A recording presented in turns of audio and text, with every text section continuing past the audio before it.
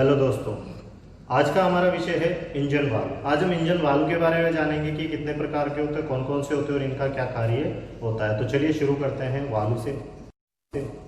तो सबसे पहले हम बात करते हैं हमारे इंजन में वाल्व का क्या कार्य है। तो देखिए, वाल्व जो होता है यह हमारे इंजन का संबंध वायुमंडल से जोड़ने और तोड़ने का कार्य करता है। बिल्कुल उसी तरीके से जैसे हमारे घर में गेट काम करता है कि जिसके माध्यम से आप क्या कर सकते हैं कि किसी कमरे को बंद कर सकते हैं, और यदि ये गेट बंद कर दिया जाए तो वहां पर हवा जो है वो आनी जानी बंद हो जाएगी, लेकिन जैसे ही आप गेट खोल देंगे तो वहां से हवा वापस से आनी जानी शुरू हो जाती है। बिल्कुल इसी तरीके से इंजन में भी हम जो यह वाल्व है यह काम में लेते हैं। उपयोगिता के आधार पर यह वाल्व दो प्रकार के होते हैं, इनलेट वाल्व या इनटेक वाल्व व एग्जॉस्ट वाल्व। इनलेट वाल्व यह हमारे इंजन में शुद्ध हवा को अंदर प्रवेश करवाने में मदद करते हैं, और एग्जॉस्ट वाल्व जो होते हैं यह जली हुई गैसों को धकेलने में या बाहर निकालने में हमारी मदद करते हैं। तो चलिए इन्हें पहचानते हैं कि यह कैसे पता चलेगा कि इनलेट वाल्व है या एग्जॉस्ट वाल्व है। तो यहाँ मेरे आपके सामने देख रहे हैं आप कि यहाँ दो तरीके के वाल्व है। एक का हेड आपको बड़ा मिलेगा और एक का हेड आपको यहाँ छोटा दिखाई दे रहा है। बड़ा हेड वाला जो वाल्व है यह इनलेट वाल्व है, छोटे हेड वाला जो वाल्व है यह एग्जॉस्ट वाल्व है। बड़ा इसलिए रखा जाता है क्योंकि शुद्ध हवा भारी होती है और सिलेंडर में सबसे ज्यादा हमें शुद्ध हवा चाहिए होती है, क्योंकि हमारे इंजन की जो पावर होती है वह शुद्ध हवा पर ही निर्भर करती है। सिलेंडर में जितनी ज्यादा शुद्ध हवा भरेगी तो हमें पावर भी उतनी अधिक प्राप्त होगी। यहां पर हम बात करते हैं एग्जॉस्ट वाल्व की। तो एग्जॉस्ट क्योंकि जलने के बाद गैसें हल्की हो जाती है तो उन्हें कम रास्ता भी काफी होता है बाहर निकलने के लिए, तो इसीलिए हम वहां पर छोटा वाल्व एग्जॉस्ट प्रयोग में लेते हैं। इसके बाद हम बात करते हैं वाल्व पार्ट नेम की कि वाल्व के जो भाग है इन्हें किस नाम से जाना जाता है। तो चलिए शुरू करते हैं। तो सबसे पहले हम बात करते हैं इसके आगे वाले भाग की। यह जो भाग है यह हमारे हेड के नाम से जाना जाता है, इसे हम वाल्व हेड के नाम से बुलाते हैं। वाल्व हेड के बाद एक भाग आप देखेंगे, यह मोटाई वाला भाग, यह मार्जिन के नाम से जाना जाता है। ये जो भाग है यहाँ से और यहाँ तक का जो भाग होता है यह मार्जिन के नाम से जाना जाता है। इसके बाद हम थोड़ा सा और नीचे की तरफ देखते हैं, ये जो टेपर वाला भाग है यह वाल्व शीट के नाम से जाना जाता है। वाल्व शीट पे बैठता है ये, वाल्व फेस के नाम से भी इसे बुलाते हैं। वाल्व फेस जो होता है यह आपका 35 से 45 डिग्री रखा जाता है ताकि यह वाल्व शीट के ऊपर बैठ सके। तो यह आपको हमेशा ध्यान रखना है कि वाल्व शीट जो होती है ये सिलेंडर हेड पे बनी हुई होती है, उसके ऊपर यह शीट बनाई जाती है जिसपे जाकर के यह हिस्सा बैठता है। तो इसीलिए हम इसको वाल्व फेस के नाम से बुलाएंगे, ना कि शीट के नाम से। आगे हम बात करते हैं कि ये जो हिस्सा है जहां आप देख रहे हैं कि यह छड़ के साथ यहां पर इसे जोड़ा गया है, यह इसकी नेक के नाम से जाना जाता है। तो वाल्व नेक के नाम से इसे बुलाएंगे। इसके बाद इसे स्टेम कहेंगे हम। यह एक छड़ जो आपको दिखाई दे रही है इसे वाल्व स्टेम के नाम से बुलाएंगे। और इसके ऊपर आप देखेंगे कि एक छोटा सा ग्रूव काटा गया है, यह लॉकिंग ग्रूव के नाम से जाना जाता है, जिसपे हम कटर लॉक पिन बिठाते हैं। इसके बाद ऊपर का जो हिस्सा होता है यह हमारा वाल्व टिप के नाम से जाना जाता है। वाल्व टिप और रोकर आर्म टिप के बीच में हमारा टेपिड क्लियरेंस सेट किया जाता है। इसके बाद हम बात करते हैं वाल्व के मटेरियल की। चूंकि जो वाल्व होते हैं यह कार्य के आधार पर ही इसके जो मटेरियल है उनका चयन किया जाता है। जैसे कि सबसे पहले हम बात करते हैं इनलेट वाल्व की। तो इनलेट वाल्व जो होता है इसे शुद्ध हवा के संपर्क में रहना पड़ता है, या हम ये कहें कि यह ठंडी हवा के ही संपर्क में रहता है, इसीलिए इसको ज्यादा नुकसान नहीं होता। इसीलिए हम इसे निकिल क्रोमियम अलॉय स्टील का जो है बनाते हैं, या हम ये कहें कि इसे बनाने के लिए हम निकिल क्रोमियम अलॉय स्टील को काम में लेते हैं। जबकि एग्जॉस्ट वाल्व जो होता है यह जली हुई गैसों के संपर्क में कंटिन्यू रहता है, जिसकी वजह से इसके जलने के, इसके खराब हो जाने के या इसके फेल करके बढ़ने के चांसेस सबसे ज्यादा होते हैं। तो हम इसीलिए वहां पर इसका जो मटेरियल है वह इस प्रकार का लेते हैं कि जिसमें इन सभी को सहने की संभावना अधिक हो। एग्जॉस्ट वाल्व बनाने के लिए 3 तरीके के मटेरियल कौन कौन से, तो सबसे पहले हम बात करते हैं silicon chrome alloy steel, austenitic steel और क्रोम मोलिब्डेनम स्टील। तो इस तरीके से ये 3 तरीके के मटेरियल एग्जॉस्ट वाल्व को बनाने के लिए प्रयोग में लिए जाते हैं।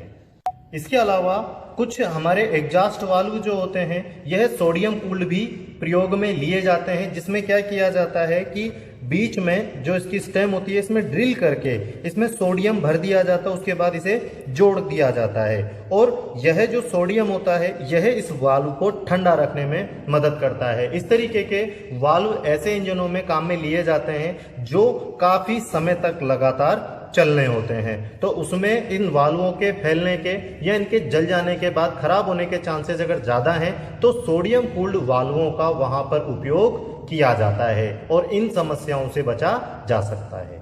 इसके बाद हम बात करते हैं वाल्वों के प्रकार की। तो वाल्व जो होते हैं इनके प्रकार यह साधारणतः 4 प्रकार के काम में लिए जाते हैं। आज के समय में सबसे ज्यादा वाल्व आपके ये पॉपेट वाल्व काम में लिए जा रहे हैं। यह पॉपेट वाल्व जो होते हैं अपनी शीट पर बैठते समय पटपटाते हैं, इसीलिए इन्हें पॉपेट वाल्व के नाम से बुलाया जाता है। यहाँ पर हम जो देख रहे हैं वाल्व यह स्टैंडर्ड वाल्व है, मतलब पॉपेट वाल्व में भी एक प्रकार है स्टैंडर्ड वाल्व। इससे पहले 2 स्ट्रोक जो गाड़ियाँ आती थी उनमें हम जो है ट्यूलिप वाल्व प्रयोग में लिए जाते थे। ट्यूलिप वाल्व में बीच में इसमें एक फ्लोट होता था, एक कंबशन दिया जाता था ताकि यहाँ पर हवा को आसानी से जलाया जा सके, साथ में जो गर्मी है उसे आसानी से कंट्रोल किया जा सके, ठंडा रखा जा सके, तो इसीलिए उसके बीच में एक छोटा सा कंबशन चेंबर दिया जाता था। इसके बाद हम बात करते हैं इसके दूसरे प्रकार की जो कि आता है रीड वाल्व। यह 2 स्ट्रोक इंजन में काम में लिया जाने वाला वाल्व है। ज्यादातर हम थ्योरी में यह बताते हैं कि 2 स्ट्रोक इंजन में वाल्व का प्रयोग नहीं किया जाता, लेकिन ऐसा नहीं है, क्योंकि क्रैंक केस में जब यह शुद्ध हवा जाती है तो उस समय जब पिस्टन टीडीसी से बीडीसी की ओर गति करता है तो उस समय यहां पर बैक कंप्रेशर बनता है, मतलब नीचे से यह प्रेशर ऊपर की तरफ जाने वाला होता है। अगर वहां पर कोई रास्ता ऐसा नहीं हो जिसे बंद किया जाए तो यह हवा सीधी वापस हमारे कार्बोरेटर से बाहर निकल जाएगी। इस समस्या से बचने के लिए वहां पर रीड वाल्व लगाया जाता है। यह 1 वे वाल्व होता है, यह सिर्फ हमारे कार्बोरेटर के नीचे लगाया जाता है। तो जैसे ही नीचे वैक्यूम होता है तो यहां आप देख रहे हैं कि यह पत्ती के द्वारा जोड़ा गया, ये फ्लेक्सिबल पत्ती होती है, इस तरीके से ये खुल जाती है। जब वैक्यूम होता है यहाँ पर नीचे तो यह ब्लेड नीचे की तरफ आ जाती है, अपनी शीट से हल्की सी उठ जाती है। जैसे ही अपनी शीट से उठ जाती है तो हमारा जो शुद्ध चार्ज होता है यह क्रैंकेश में प्रवेश कर जाता है और जैसे ही नीचे की तरफ जब पिस्टन दबाव लगाता है तो यह अपनी शीट पर बैठ जाता है। नीचे का हिस्सा चूंकि यह हमारे हार्ड रबड़ का बनाया जाता है, जिसकी वजह से यह अपनी शीट पर चिपक करके बैठ जाती है और इसकी टेंशन के लिए यहाँ पर एक स्टील की बनी हुई जो प्लेट है यह बनाई जाती है, जो कि हर समय इसके ऊपर एक दबाव बना के रखती है। इसके बाद हम बात करते हैं इसके तीसरे प्रकार की जो कि आता है स्लीव वाल्व। देखिए स्लीव वाल्व का मतलब बिल्कुल वही है सिलेंडर वाल्व। स्लीव को सिलेंडर या सिलेंडर को स्लीव भी कहा जाता है। इसमें हम जो है पिस्टन को सिलेंडर में तो चलाते ही हैं, लेकिन इसके अलावा सिलेंडर के बाहर एक और सिलेंडर बनाया जाता है जो कि हम पिस्टन की क्रैंक शाफ्ट के साथ ही इसकी टाइमिंग इस तरीके से इसे सेट किया जाता है, या हम ये कहें कि इसे इसके स्क्रू गियर के साथ इस तरीके से सेट किया जाता है कि जब यह पिस्टन टीडीसी से बीडीसी की ओर आए तो यह इस पोर्ट को खोल दे। यहाँ जो ये पोर्ट आपको दिखाई दे रहा है इसे ये खोल दे, लेकिन जैसे ही ये एग्जॉस्ट स्थिति में आएगा या हम ये कहें कि पिस्टन बीडीसी से वापस टीडीसी की तरफ आए तो यह स्लीव भी क्या हो जाएगा, इसके साथ साथ चलेगा, ऊपर की तरफ आएगा और इस रास्ते को खोल देगा। तो इस तरीके के इंजन में स्लीव के क्या किया जाता था, हमारे पिस्टन के साथ ही अप डाउन मूवमेंट में रखा जाता था और यह स्लीव के ऊपर यहाँ जो जैकेट्स बनी होती थी यह ऊपर आने पर इन पोर्टों को बंद रखती थी और खोलती थी। यह होता था हमारे इंजन की टाइमिंग के माध्यम से। लेकिन क्योंकि यहाँ पर क्या होता था, स्लीव ऊपर नीचे चलने के कारण इसमें ज्यादा घर्षण होता था। घर्षण होने के बाद यह दक्षता अनुसार कार्य नहीं कर पाता था, क्योंकि हमारी कंप्रेशन के दौरान, पावर के दौरान यह गैसें लीक हो जाती थी। इसीलिए इस तरीके के इंजनों का प्रयोग में लिया जाना आजकल बंद कर दिया गया, या हम ये कहें कि इस तरीके के इंजनों में जो स्लीव वाल्व प्रयोग में लिए जाते थे यह अब पूर्ण रूप से बंद कर दिए गए हैं। इसके बाद हम बात करते हैं चौथे प्रकार की, जो कि वाल्व आता है रोटरी वाल्व। इसे हम इमेजों के माध्यम से ही समझते हैं। तो देखिए यहाँ पर सबसे पहली इमेज आप देख रहे हैं, इसमें आप देखेंगे कि पिस्टन जो है वो टीडीसी से बीडीसी की तरफ गति कर रहा है। यहाँ पर आप देख रहे हैं ये एरो, यह यहाँ पर यह बताने के लिए लगाया गया है कि इसमें पिस्टन जो है यह टीडीसी से बीडीसी की ओर गति कर रहा है, या हम ये कहें कि सक्शन स्ट्रोक है। इस समय यहाँ पर ये जो रास्ता आप देख रहे हैं यह वाल्व है, इसमें दो अलग अलग दिशा में छेद किए जाते हैं, यहाँ हम ये कहें कि इसमें ये रास्ते बनाए जाते हैं। आप देख रहे हैं कि ये रास्ता किस तरीके से हमारे जो सिलेंडर है इसके साथ जुड़ा हुआ है, सिलेंडर ब्लॉक के साथ जुड़ा हुआ है। क्योंकि इसे किस तरीके से जोड़ा गया है, तो वाल्व को एक शाफ्ट के माध्यम से हमारी कैम शाफ्ट के साथ जोड़ा गया है। कैम शाफ्ट का जो स्क्यू गियर है उसी प्रकार का स्क्यू गियर हम इस तरीके के शाफ्ट के साथ लगाते थे। अब जैसे ही स्क्यू गियर यहां पर घूमना शुरू करेगा तो हमारे इस वाल्व को गोल राउंड में घुमाना शुरू कर दिया जाएगा। तो अब जैसे ही सक्शन स्ट्रोक हुआ और यहां पोर्ट सामने आया तो शुद्ध हवा हमारे सिलेंडर में प्रवेश कर गई। अगले स्ट्रोक में आप देखेंगे कि जैसे ही यहां पर अब पिस्टन ने अपना स्ट्रोक पूरा किया तो यह भी रास्ते को क्या कर देता है, बंद कर देता है। अब पिस्टन बीडीसी से टीडीसी की तरफ जब गति करेगा तो यहां पर से हवा बाहर नहीं जा सकती है और सिलेंडर में हवा को क्या कर दिया जाएगा, कंप्रेस कर दिया जाएगा। यहां आप देख रहे हैं कि जैसे ही कंप्रेस की गई हवा को जैसे ही क्या किया जाएगा, फ्यूल के संपर्क में लाया जाएगा, फ्यूल का छिड़काव होगा या फिर हवा या हम कहें कि जो हमारा मिश्रण है उसे स्पार्क द्वारा जलाया जाएगा, तो वहां पर गैसें फैलेंगी, दबाव पिस्टन पर पड़ेगा और पिस्टन पावर लेकर के वापस टीडीसी से बीडीसी की ओर गति करेगा। इस समय भी इस पोर्ट को बंद रखा गया है, लेकिन जैसे ही अगला स्ट्रोक आएगा तो आप देख रहे हैं कि यहां पर नीचे वाला रास्ता अभी भी बंद है। चूंकि इसके ऊपर मैंने आपको यहां बताया था कि एक रास्ता नीचे के साथ जोड़ा गया है, दो रास्ते यहां बनाए गए हैं और एक रास्ता ऊपर के साथ जोड़ दिया जाता है। तो जैसे ही पिस्टन अब वापस से बीडीसी से टीडीसी की तरफ गति करेगा तो यह जली हुई गैसों को धकेल करके बाहर निकालेगा। तो यहां पर यह जो पोर्ट है या हम कहें कि यह जो वाल्व है यह हमारे एग्जॉस्ट के साथ इस वाल्व का कनेक्शन कर देगा। तो इस तरीके से हमारे सिलेंडर जो हेड है इसका जो संबंध है यह हमारे सिलेंडर के साथ साथ कहां हो जाएगा, एग्जॉस्ट पोर्ट के साथ हो जाएगा या एग्जॉस्ट मैनिफोल्ड के साथ हो जाएगा। तो इस तरीके से ये जली हुई गैसें यहां से बाहर निकल जाएगी। लेकिन इसमें जो वाल्व हैं क्योंकि यह गोल गोल घूम करके क्या हो रहे हैं, खुल रहे हैं, तो गोल गोल खुलने को ही हम बोलते हैं रोटरी मोशन। तो इस तरीके के जो वाल्व होते हैं ये रोटरी वाल्व कहलाते हैं। आज के समय में इन वाल्वों का प्रयोग नहीं किया जा रहा है क्योंकि इसके जो किनारे होते हैं घूमने के कारण यह घर्षण हो जाता है इनके अंदर, और घर्षण या हम कहते हैं कि ये घिस जाते हैं, घिसने के कारण इनमें लीकेज की संभावना बनी रहती है, जिसकी वजह से कुछ समय बाद यह इंजन सही तरीके से दक्षता अनुसार कार्य नहीं कर पाते थे। इसीलिए आज के समय में भी यह इंजन काम में नहीं लिए जा रहे हैं। इसे हम एक और दूसरी इमेज के माध्यम से समझने की कोशिश करते हैं, जिसमें आप इस तरीके का वाल्व देख रहे हैं और हम यहाँ पर पोर्ट देख रहे हैं। तो देखिए यहाँ पर सबसे पहले क्या हुआ कि हमने इनलेट पोर्ट के साथ यहाँ पर क्या किया, अपने पिस्टन को जोड़ दिया या हम कहें कि सिलेंडर के साथ इस वाल्व को जोड़ दिया। अब जैसे ही पिस्टन जो है टीडीसी से बीडीसी की ओर गति कर रहा है सक्शन स्ट्रोक में, तो बाहर इनलेट वाला जो हमारा रास्ता है इनलेट मैनिफोल्ड के साथ इसका कनेक्शन कर दिया गया है इस वाल्व के माध्यम से। तो यहां से शुद्ध हवा सिलेंडर में प्रवेश कर गई। अब इस रास्ते को क्या किया गया, आप देख रहे हैं यहां पर इस वाल्व के द्वारा घूम करके बंद कर दिया गया। तो अब यहां से यह गैसें क्या नहीं हो पाएंगी, बाहर नहीं जा पाएंगी। तो यहां हवा को कंप्रेस किया जाएगा, लेकिन थोड़ी देर बाद जब ये और ज्यादा घूमेगा तो यह हमारे इनलेट पोर्ट को क्या कर देगा, यहां से कवर कर लेगा, लेकिन इस रास्ते को क्या करेगा, आपस में जोड़ देगा। तो जलने के बाद जो गैसें हैं वो है हमारे एग्जॉस्ट पोर्ट से होती हुई बाहर निकल जाएगी। तो इस तरीके से यह अपनी शीट पर जो वाल्व है ये गोल गोल घूम करके क्या करता है, इन पोर्टों को खोलता और बंद करता है, जिसकी वजह से इसमें घर्षण होने के चांसेस सबसे ज्यादा होते थे। इसके बाद हम बात करते हैं कि वाल्व को सिलेंडर हेड से किस तरीके से अलग किया जाता है और जब वापस लगाया जाता है तो वाल्व के साथ क्या क्या काम किया जाता है। तो चलिए हम सबसे पहले शुरू करते हैं, हम यहां पर वाल्वों को निकालते हैं सबसे पहले।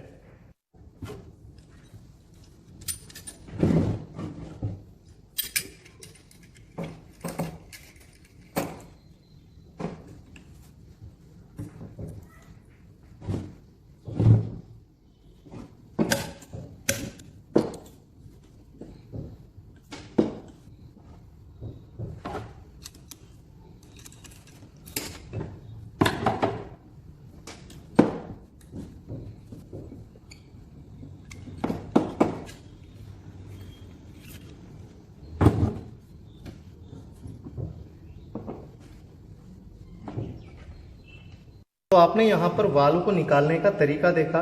तो अब हम सबसे पहले हम बात करते हैं यहाँ पर प्रयोग में लिए गए इस टूल की। यह हमारा वाल्व कंप्रेसर के नाम से जाना जाता है। इसके माध्यम से वाल्व को कंप्रेस करके निकाला जाता है। इसमें एक भाग को सुनिश्चित किया जाता है कि यह हमारे इस वाल्व के हेड को सही तरीके से पकड़ा है इसने या नहीं। इस तरीके से इसे लॉक किया जाता है। इसके बाद बाकी का जो काम होता है, यहाँ पर जो आप थ्रेडिंग है इसे आपको क्या करना है, इसे घुमा देना है। इस तरीके से आप जब इसे घुमाएंगे तो घुमाने पर यह हिस्सा आगे आने लगेगा और हमारी जो पिस्टन रिंग रिटर्नर जो स्प्रिंग है और इसके ऊपर लगे हुए कटर लॉक पर क्या होगा, दबाव पड़ेगा, विपरीत दबाव पड़ेगा, जिसकी वजह से ये आसानी से खुल जाएगा। यह अपने कटर लॉक में कुछ इस तरीके से बैठा हुआ होता है। चलिए इसको हम पूरा फिट करके देखते हैं कि ये किस तरीके से बैठा होता है। तो इस तरीके से रिटर्निंग स्प्रिंग होती है हमारी वाल्व रिटर्निंग स्प्रिंग। इसके ऊपर वाल्व रिटर्निंग स्प्रिंग रिटर्नर होता है। ये वाल्व रिटर्निंग स्प्रिंग इस तरीके से इसमें बैठ जाती है। अब चूंकि वाल्व को पीछे खींचना है तो ये स्प्रिंग रिटर्न करने में मदद करती है, लेकिन अब इसे अटकाएं कैसे, क्योंकि ये तो खाली है। इसीलिए वहां पर हम कटर पिन का प्रयोग करते हैं। ये जो क्वार्टर पिन है इसे हम इस तरीके से इसके स्लॉट में फंसा देते हैं और उसके बाद इसे जब ये बिठाया जाता है तो इस तरीके से ये आसानी से बैठ जाता है। अब आप इसे खींच के नहीं निकाल सकते। अब आपको इसे निकालना है तो निकालने के लिए आपको इसके पीछे से दबाव बनाना पड़ेगा। और किसे धकेलना पड़ेगा, रिटर्नर को। ये जो रिटर्नर है ये हमारी वाल्व रिटर्निंग स्प्रिंग रिटर्नर है। तो इस रिटर्नर पर जब तक दबाव नहीं पड़ेगा यहां पर यह लॉक बाहर नहीं आएगा। तो इस तरीके से यह बाहर आ जाएंगे। उसके बाद आपको इनको खोलना है, वाल्व को बाहर निकाल लेना है सिलेंडर हेड से। तो इस तरीके से आपने वाल्व को सिलेंडर हेड से बाहर निकाल लिया। आगे बाद आपको जो है हेड को सहारा देना है। आप उसके लिए किसी वुडन ब्लॉक को काम में ले सकते हैं। जैसे मैंने यहाँ पर काम में लिया हुआ है वुडन ब्लॉक को। यहाँ रखने के बाद इसके ऊपर मैंने सिलेंडर हेड को फिक्स कर दिया ताकि ये इधर उधर हिले नहीं।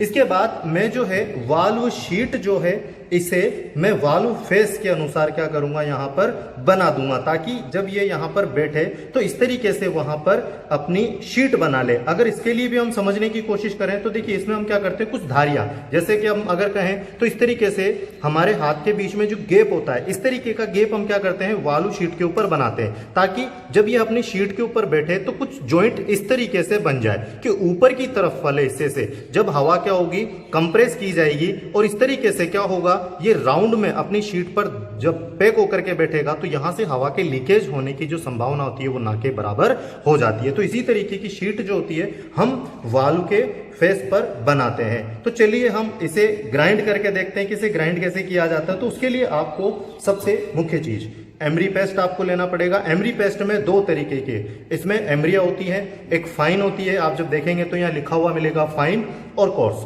कोर्स का मतलब होता है हार्ड।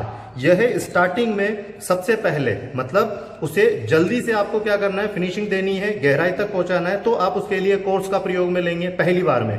थोड़ी देर चलाने के बाद तकरीबन आपको यह जो है 15 से 10 मिनट के लगभग आपको ये लेपिंग करनी है। इसके बाद आप फाइन का प्रयोग करेंगे। फाइन भी आपको तकरीबन इतना ही चलाना है। तो चलिए बात करते हैं आगे लेपिंग स्टिक की। इसके बाद हमें एक और सबसे महत्वपूर्ण टूल चाहिए होता है लेपिंग स्टिक। लेपिंग स्टिक जो होती है इसमें यह एक स्टिक होती है लेपिंग स्टिक और यहाँ पर एक वैक्यूम कैप होती है। यह वैक्यूम कैप जो होती है हमारे वाल्व को पकड़ने में मदद करती है। इस तरीके से यह वाल्व शीट को क्या करती है, आसानी से पकड़ लेती है। अगर आपके पास वाल्व शीट को पकड़ने के लिए यहाँ पर क्या नहीं है, लेपिंग स्टिक नहीं है, तो आप देखेंगे कि कई वाल्वों पर इस तरीके से स्लॉट दिया जाता है। तो लेपिंग स्टिक के माध्यम से आप क्या कर सकते हैं, इस तरीके से इसे लगा करके आप इसकी लेपिंग कर सकते हैं। लेकिन अगर आपके पास क्या नहीं है, इस तरीके का लेपिंग स्टिक नहीं है, तो आप वहां पर, क्योंकि इस पे स्लॉट दिए गए हैं, यह हमारे स्क्रू ड्राइवर के लिए दिए जाते हैं ताकि आप स्टैंडर्ड स्क्रू ड्राइवर का प्रयोग करके आप क्या कर सकते हैं, इसमें एमरी पेस्ट लगा करके स्क्रू ड्राइवर के माध्यम से भी लेपिंग कर सकते हैं। यह आपको सिंगल सिलेंडर इंजनों पे मिल जाएगा, लेकिन मल्टी सिलेंडर इंजनों पे अधिकतर आपको क्या मिलेगा, वहां पर लेपिंग स्टिक का ही आपको काम में लेना है, जिनके सरफेस आपको एकदम समतल मिले, एकदम सपाट मिले। तो चलिए शुरू करते हैं लेपिंग।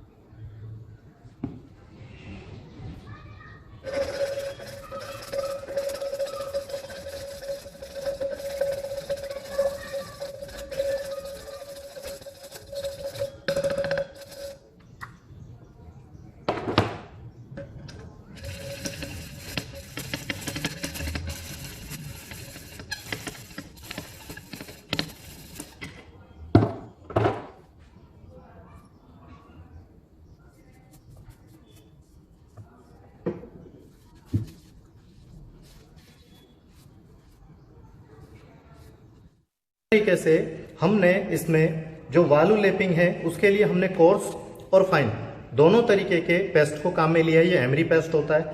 इसके बाद हमने जो है, क्योंकि वाल्व मेरे पास पहले से तैयार किया हुआ था, इसे मुझे हल्का सा जो है ग्राइंड करना पड़ा।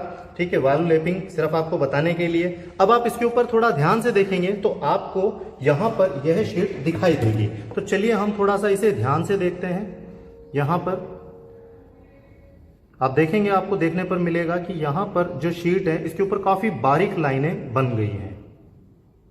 तरीके से हमने इसमें जो वाल्व लैपिंग है उसके लिए हमने कोर्स और फाइन दोनों तरीके के पेस्ट को काम में लिया है। ये एमरी पेस्ट होता है। इसके बाद हमने जो है, क्योंकि वाल्व मेरे पास पहले से तैयार किया हुआ था, इसे मुझे हल्का सा जो है ग्राइंड करना पड़ा।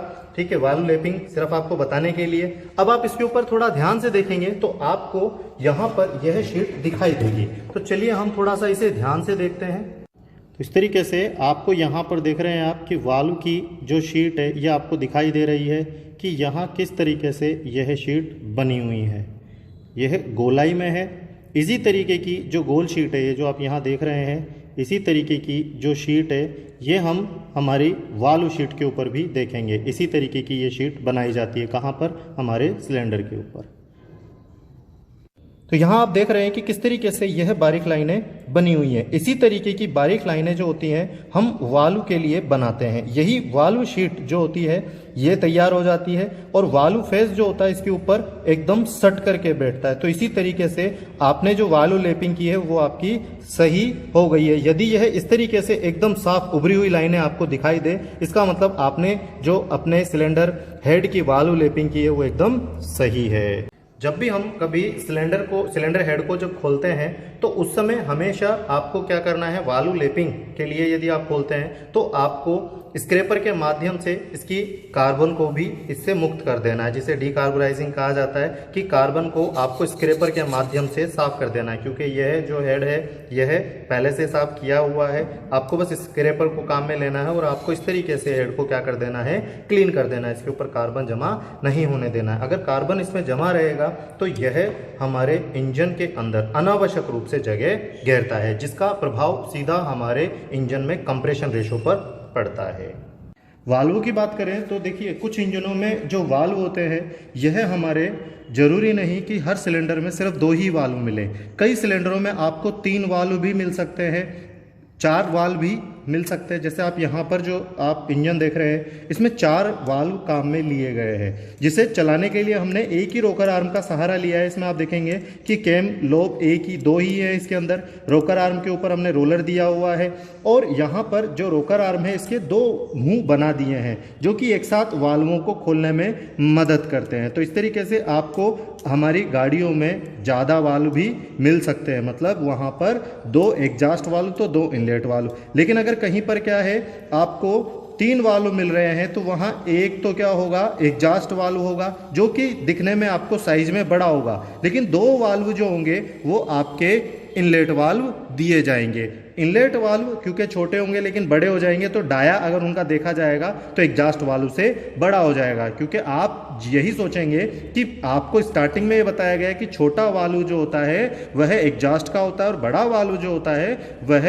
इनलेट का होता है। लेकिन यहाँ पर हम ये कहें कि देखिए, हमें वहाँ पर वॉल्यूमेट्रिक एफिशिएंसी बढ़ानी होती है, जिसकी वजह से हम ये चाहते हैं कि हमारे सिलेंडर में ज़्यादा से ज़्यादा हवा प्रवेश करे। तो इसीलिए हम वहाँ पर 2 इनलेट वाल्व दे देते हैं जिनकी साइज हम ये कहें कि यह हमारे एग्जॉस्ट से बड़े नहीं होते हैं, छोटे छोटे होते हैं। लेकिन एग्जॉस्ट वाल्व जो होता है वो थोड़ा बड़ा आ जाता है, लेकिन वो एक ही होता है। लेकिन इनलेट वाल्व जो होते हैं वो डबल हो जाते हैं, जिसकी वजह से उसकी वॉल्यूमेट्रिक एफिशिएंसी बढ़ जाती है। इसके बाद हम बात करते हैं वाल्व रिफ्रेशिंग मशीन की। वाल्व रिफ्रेशर मशीन जो है इसके माध्यम से हम वाल्व फेस को तैयार करते हैं। यह वाल्व फेस जो होता है वाल्व शीट के अकॉर्डिंग रखा जाता है, क्योंकि यह इंजन निर्माता के द्वारा डिसाइड होता है कि भाई वह इंजन में किस तरीके के वाल्व का प्रयोग कर रहा है। यदि उसके पास 30 डिग्री का वाल्व प्रयोग कर रहा है, 35 का, 40 का या 45 डिग्री का यह वाल्व प्रयोग ले रहा है, इसका फायदा ये होता है कि हमारे यहाँ 45 से जो 35 डिग्री का कोण वाला वाल्व होता है यह काफ़ी अच्छा होता है कंप्रेशन गैसों को लीक होने से रोकने में। तो इसीलिए इस डिग्री का जो वाल्व है ये सबसे ज़्यादा प्रयोग में लिया जाता है। अब यहाँ पर यदि हमारे पास इस वाल्व को आपको ग्राइंड करना है, इस डिग्री को देना है, तो इसके लिए हम सबसे पहले वाल्व जो हमारी होल्डिंग मशीन है इसके ऊपर वाल्व को लगा करके डिग्री सेट की जाती है, जो भी आपको डिग्री यहाँ रखनी है। इसके बाद ग्राइंडिंग मशीन के द्वारा इसे चला करके इसके जो फेस है उसे उस डिग्री के अकॉर्डिंग बना लिया जाता है। तो इस तरीके से वाल्व शीट जो होती है उसके अकॉर्डिंग हम वाल्व फेस को बनाते हैं, और वाल्व के फेस को आपकी डिग्री के अकॉर्डिंग बनाने के लिए हम वाल्व रिफ्रेशिंग मशीन का प्रयोग करते हैं। आशा करता हूं मेरे द्वारा दी गई वाल्व की जानकारी से आप संतुष्ट होंगे। धन्यवाद। इसके बाद लास्ट में आपसे एक सवाल, जो कि आप इसका आंसर कमेंट बॉक्स में दे सकते हैं। आपका सवाल यह है कि एग्जॉस्ट वाल्व किस मटेरियल का बनता है। आप किसी भी एक मटेरियल का नाम कमेंट बॉक्स में लिख करके डाल सकते हैं। यदि आपको तीनों पता है तो आप तीनों लिख दीजिए। आशा करता हूं मेरे द्वारा दी गई वाल्व की जानकारी से आप संतुष्ट होंगे। धन्यवाद।